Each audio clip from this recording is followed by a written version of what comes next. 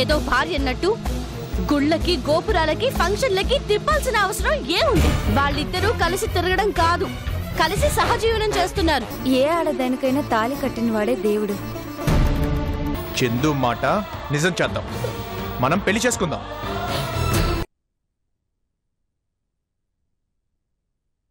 నువ్వు పగ తీర్చుకోవడానికి వెళ్ళగానే నిన్ను రాజా తనింటికి రానిస్తాడనుకుంటున్నావా?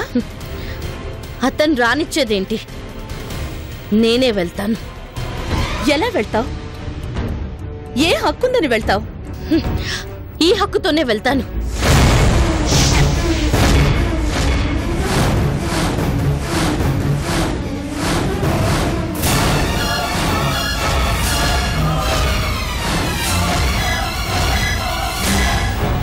చందు, నీ మెళ్ళో ఆ తాళ్ళేంటమ్మా?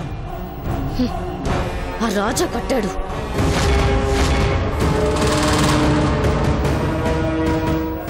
రాజా కట్టాడా? ఎప్పుడు? ఎక్కడా?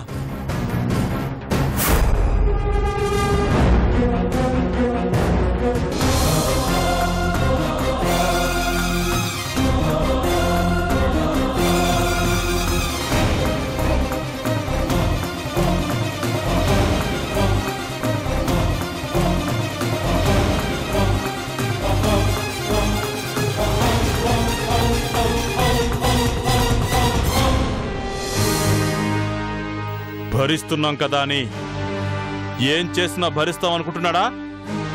బలవంతంగా నీ మెడలో తాళి కట్టాడు అంటే ఏమనుకుంటున్నాడు వాడు? ఇక వాడిని క్షమించడానికి వీల్లేదు. పదమ్మా, పోలీస్ స్టేషన్కి వెళ్ళి కంప్లైంట్ చేద్దాం. అవసరం లేదు పెద్దనాన్న. చిన్ని రోజులు ఈ విషయాన్ని నాలోనే దాచుకొని బాధపడ్డాను. బాధపడ్డం కాదు, బాధ పెట్టాలని నాకు ఈ రోజు అర్థమైంది. అందుకే భార్యనే హక్కుతో ఆ ఇంటికి వెళ్ళి అతనిచ్చిన ఈ హక్కుతోనే అతన్ని నాశనం చేస్తాను. నాకు మన కుటుంబానికి అతను చేసిన ద్రోహానికి నేను పగ తీర్చుకుంటాను. ఏంటమ్మా పగ తీర్చుకునేది? ఇంత జరిగాక కనీసం మాతో ఒక్క మాట కూడా చెప్పకుండా ఉన్నది చాలక పగ ప్రతీకారాలు అని ఇప్పుడు అతనింటికి వెళ్తావా? ఏంటమ్మా, నీ పెళ్లి అలా చేయాలి ఇలా చేయాలని కలలు కంటుంటే ఇలా జరిగిందేంటి? ఎంత ధైర్యం ఉంటే ఆ రాజ్యాన్ని మెళ్ళ బలవంతంగా తాళి కడతాడు? పదమ్మా, ఇప్పుడే వెళ్ళి ఆ రాజ్య సంగతి తేల్చుకుందాం. ఈ రోజు మీరొచ్చి మాట్లాడడం వల్ల, గొడవ పడ్డం వల్ల ప్రయోజనం లేదు డాడీ. జరగవలసిన నష్టం ఎప్పుడో జరిగిపోయింది. ఇప్పుడు జరగాల్సింది జరిగిన నష్టానికి ప్రతీకారం తీర్చుకోవడమే. మన కుటుంబానికి ఇన్ని బాధలు పెట్టిన రాజా అంతూ చూడ్డానికే నేను ఈ నిర్ణయం తీసుకున్నాను. బలవంతంగా తాళి కట్టిన అతనింటికి వెళ్ళి ఏం చెయ్యలేవు చందు. ఈ విషయం ముందే చెప్పుంటే ఏం చెయ్యాలో ఎలా చెయ్యాలో ఆలోచించుండేవాళ్ళం కదా. మనం ఆలోచించాల్సిన అవసరం లేదు. చందు కరెక్ట్ గానే ఆలోచించింది. ఏంటన్నయ్య నువ్వు అనేది? అవునరా, దూరంగా ఉండి మనం ఏం చేయలేకపోతున్నాం. దగ్గరుండి దెబ్బతీసే అవకాశం వాడి చేత్తో వాడే చందుకిచ్చాడు. వెళ్ళని. ఏంటండి మీరు? తాళి కట్టాడంటే అది ఎలా కట్టినా తాళే, అది పెళ్ళే. భర్త మీద పగ తీర్చుకోమని చెప్తారేంటి? అతను భర్త ఏంటి? తాళి కట్టినప్పుడే తీసి పారేసేదాన్ని. ఇలాంటి ఉపయోగం ఏదో ఉంటుందనే దీన్ని ఇంకా నా మెడలో ఉంచాను. ఈ తాళి కట్టి అతను నా జీవితాన్ని నాశనం చేయాలి అనుకున్నాడు. కానీ ఇదే తాళితో అతని జీవితాన్ని నేను నాశనం చేస్తాను. అది కదమ్మా. వాళ్ళు అలాగే అంటారమ్మా. నీ నిర్ణయమే కరెక్ట్. ఇదిగో, నువ్వు వెళ్ళమ్మా. చందు, మరొకసారి ఆలోచించమ్మా. ఆలోచించే బ్యాగ్ సర్దుకున్నాను డాడీ. నేను వెళ్ళొస్తాను. చందు, అమ్మా చందు, అమ్మా చందు, అమ్మా చందు, నా మాట వినమ్మా. అమ్మా చందు, చందు.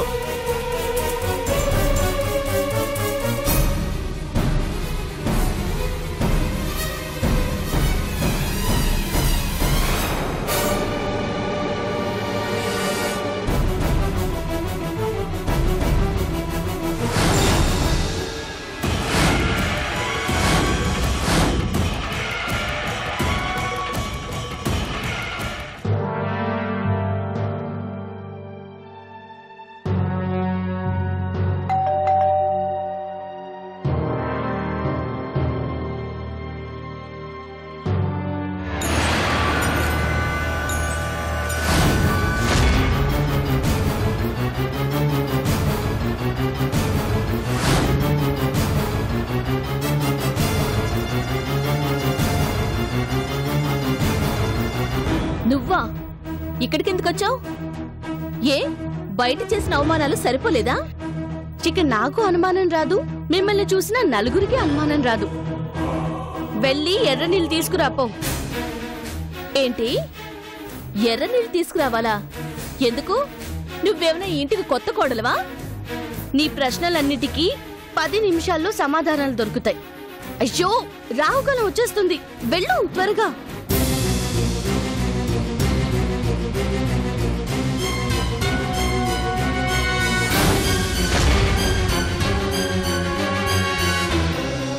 ఏ నుకాలు, ఎర్ర నీళ్ళు తీసుకురా.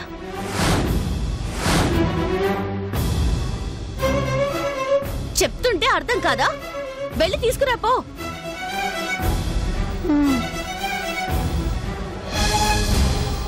ఏంటి చందు, ఏం చేస్తున్నావు నువ్వు? 10 నిమిషాలు వెయిట్ చేయమన్నాను కదా.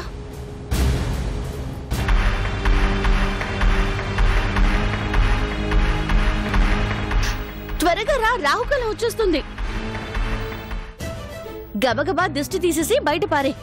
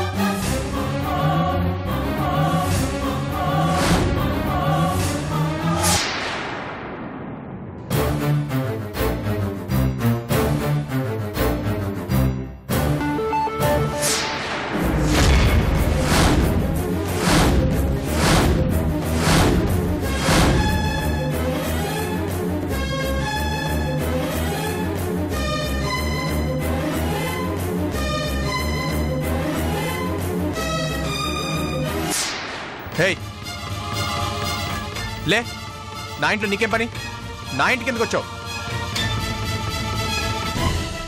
నీళ్ళేంటి, ఇది మనిల్లు కదా. పిచ్చి పిచ్చిగా మాట్లాడకుండా పో బయటికి. పోవడానికి రాలేదు, మరి ఇక్కడే ఉంటావా? మేమిద్దరూ ఉంటేనే దానికి 100 పెడర్థాలు తీసావు, మరిప్పుడు నువ్వెలా ఉండాలనుకుంటున్నావు? నాకు ఈ ఇంట్లో ఉండే హక్కు ఉంది. ఏంటి నీ హక్కు? పోమంది ఇక్కడ నుంచి. అదేంటి రాజా, ఏదో బయట వాళ్ళని పో అన్నట్టుగా పొమ్మంటున్నా? నేనెవరో వీళ్ళకి తెలీదనుకో, నీకు తెలీదా? తెలుసు, ప్రేమించి ఏడిపించిన దానివి, ప్రేమించి అవమానించిన దానివి. ఆ రోజులు అయిపోయాయి రాజా. ఇక నుంచి నీ దానిలాగా బతకాలనే వచ్చా. నా దానికన్నా నీ భార్యని అంటే నీ దాన్నేగా. భార్య భార్య ఏంటి? బ్యాగ్ తీసుకొని హార తిప్పించుకొని మరీ లోపలికొచ్చాను అంటే ఇంకా మీకు అర్థం కాలేదా? నేను రాజా భార్యని.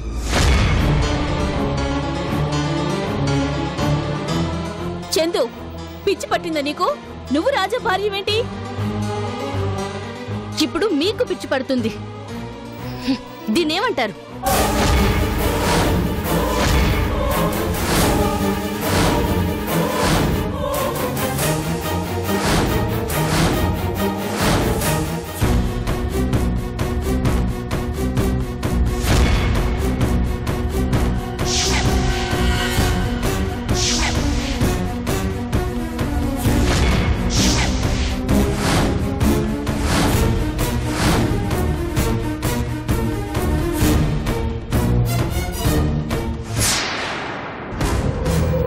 ఏదో షాప్ లో దొరికింది మెడలో తగిలించుకుని వచ్చింది కాదు. మా వారు స్వయంగా ఆయన చేతులతో కట్టింది.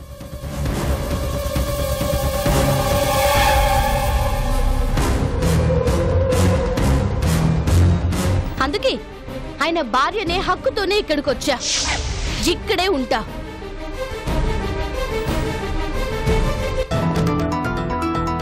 ఏ రాజా, తాళి కట్టడానికి లేని సిగ్గు భార్య అని చెప్పడానికి ఎందుకు? పాపం వాళ్ళకేం అర్థం కావట్లేదు. చెప్పు రాజా.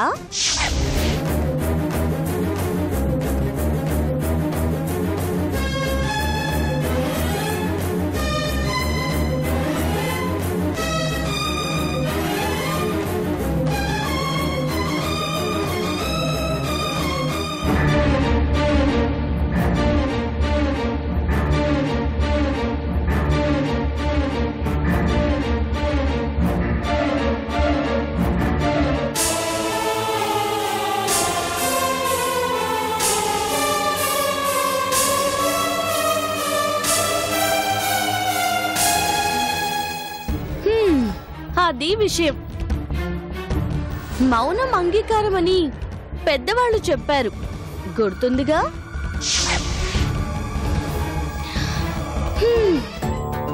మొత్తానికి నా ఇంటికి నేను వచ్చేసానమ్మా. ఇప్పటి వరకు మీరు ఎలా ఉన్నారో నాకు తెలీదు. ఇక నుంచి చాలా పద్ధతిగా ఉండాలి, లేదంటే నాకు నచ్చదమ్మా. ఇల్లు చూడు ఇల్లాల్ని చూడు అంటారు. అందుకే ఆయనకి నాకు చెడ్డ పేరు రాకుండా మీరంతా క్రమశిక్షణతో ఉండాలి. ఇల్లు శుభ్రంగా ఉంచాలి. ఏంటి, అర్థమవుతుందా? ఏ నూకాలు, ఇంటి ఓనర్ వచ్చి ఇంతసేపు అయిందే, ఒక కాఫీ తీసుకొద్దామన్న మర్యాద కూడా తెలియకుండా పనిచేస్తున్నావా నువ్వు? పో, వెళ్ళి కాఫీ తీసుకురా. అలాగేనమ్మా. అలాగే. నువ్వేంటి ఇంకా ఖాళీగా నించున్నావెందుకు? వెళ్ళేదైనా పని చూసుకోపో.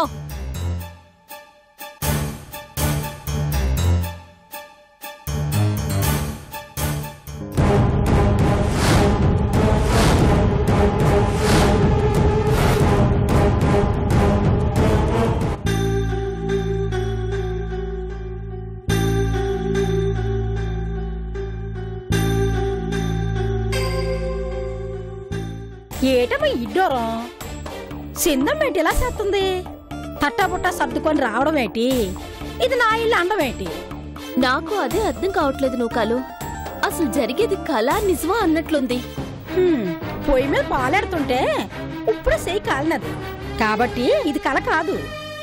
ఆయమ్మేమో అలా మాట్లాడుతుంది, రాజబాబు ఏమో ఏమి మాట్లాడటం లేదు. అసలు ఏటైనదంటారు? ఏమో నూకాలు, నీకెంత తెలుసు నాకు అంతే తెలుసు. అయినా మెళ్ళో తాళుంది. నేను రాజా భార్యని, ఈ ఇంటి యజమానురాల్ని అంటుంది. అయినా రాజా ఏం మాట్లాడట్లేదంటే ఏదో జరిగింది. మనం ఇలా బుర్ర బద్దలు కొట్టుకోవడం ఎందుకు? నేరుకెళ్ళి రాజబాబుని అడిగేద్దాం పదండి.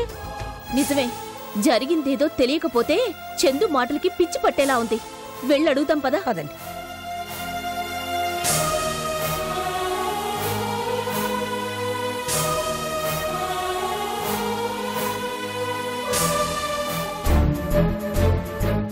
ఏంటి రాజా ఇది?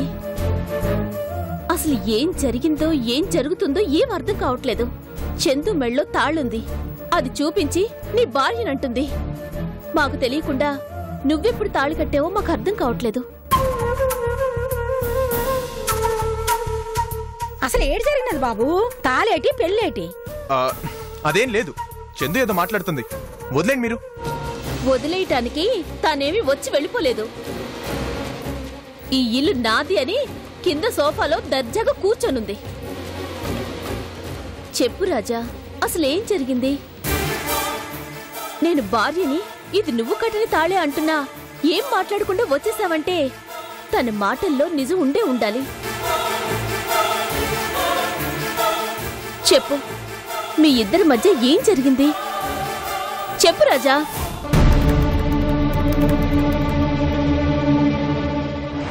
ఏం జరుగుతుందో తెలిసేలోపే అంతా జరిగిపోయింది మాధవి. మొన్న ప్రభాస్ పెళ్లికెళ్ళినప్పుడు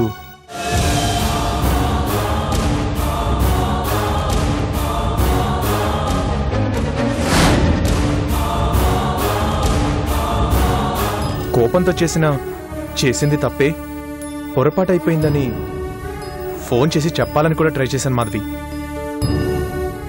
కానీ తను నా మాట వినలేదు. ఈరోజేంటి హఠాత్తుగా ఇలా వచ్చేసింది? మరి రారా?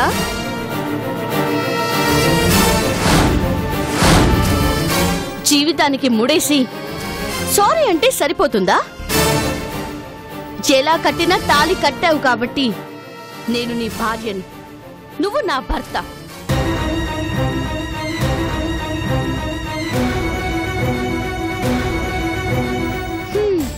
మొత్తానికి అది మాధవి విషయం. మీ డౌట్స్ అన్ని క్లియర్ అయిపోయి ఉంటాయి కదా. నేను ఈ ఇంటి ఓనర్నని కన్ఫర్మ్ అయింది కాబట్టి వెళ్ళండి, వెళ్ళి మీ పనులు మీరు చూసుకోండి. ఆయన షాక్ లో ఉన్నారు, కాసేపు రెస్ట్ తీసుకొనివ్వండి. ఏంటి మాధవి ఇది? ఇంట్లో 2 ఆడవాళ్ళు ఉన్నారు. ఇలాగేనా ఆయన గదుంచేది? రాజా గదిక నుంచి అద్దంలా ఉండాలి. ఏంటి చూస్తున్నారు? వెళ్ళి పనులు చూసుకోండి, వెళ్ళండి. ఇదిగో మాట, సాయంత్రం మీ గదిని బాగా డెకరేట్ చేయండి. డెకరేషనా? ఎందుకమ్మా? పెళ్ళయింది, ఆ తర్వాత కార్యక్రమాలు జరగాలి కదా.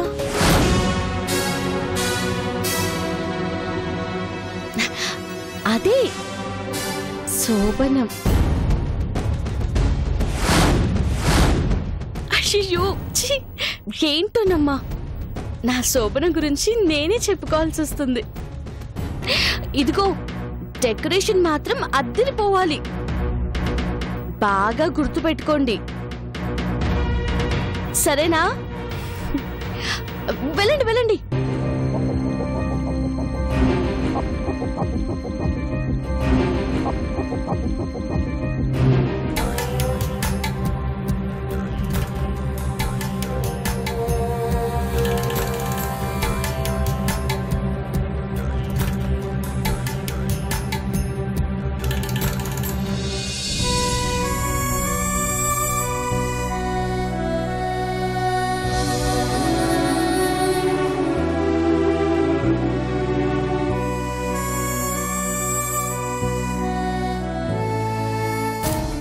ఏంటి రాజా, ఇక్కడేం చేస్తున్నావు?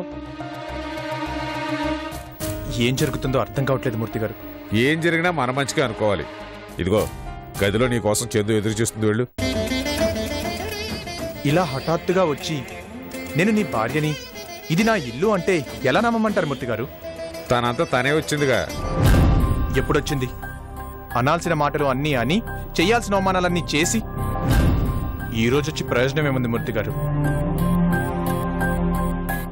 చిన్న విషయాన్ని పెద్దది చేసి నేను తగ్గి వెళ్ళినా తను కాదు అంది.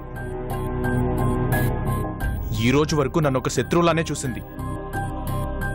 చివరికి పెళ్లిలో కూడా నానా మాటలు అని బలవంతంగా తాళి కట్టే పరిస్థితి తెచ్చింది. ఇన్ని చేసి ఈ రోజు నా భార్యగా వచ్చింది అంటే ఎలా నమ్మమంటారు? పెళ్లికి ముందు ఏమైనా జరగండొచ్చు రాజా. ఆడపిల్ల కోపం పాల పొంగు లాంటిది. తాళి మెళ్ళలో పడనంత వరకు కొంతమంది ఆడపిల్లలు కోపంగానే కనిపిస్తారు. అసలు వీళ్ళకి పెళ్లి అవుతుందా అన్నట్టుగా ఉంటారు. కానీ ఒకళ్ళకి భార్య అవగానే వాళ్ళలోని బాధ్యత మొదలవుతుంది, నా భర్త అనే ప్రేమ మొదలవుతుంది. అందుకే ఆ కోపం పెంకితనం అంతా భర్త వేసే 3 మూలలోనూ బందీ అయిపోయి కేవలం ప్రేమ మాత్రమే మిగులుతుంది. ఈ రోజు చందు పరిస్థితి కూడా అదే. ఏమో మూర్తి గారు, నాకు తన ఎదురుగా వెళ్లాలంటేనే ఇబ్బందిగా ఉంది.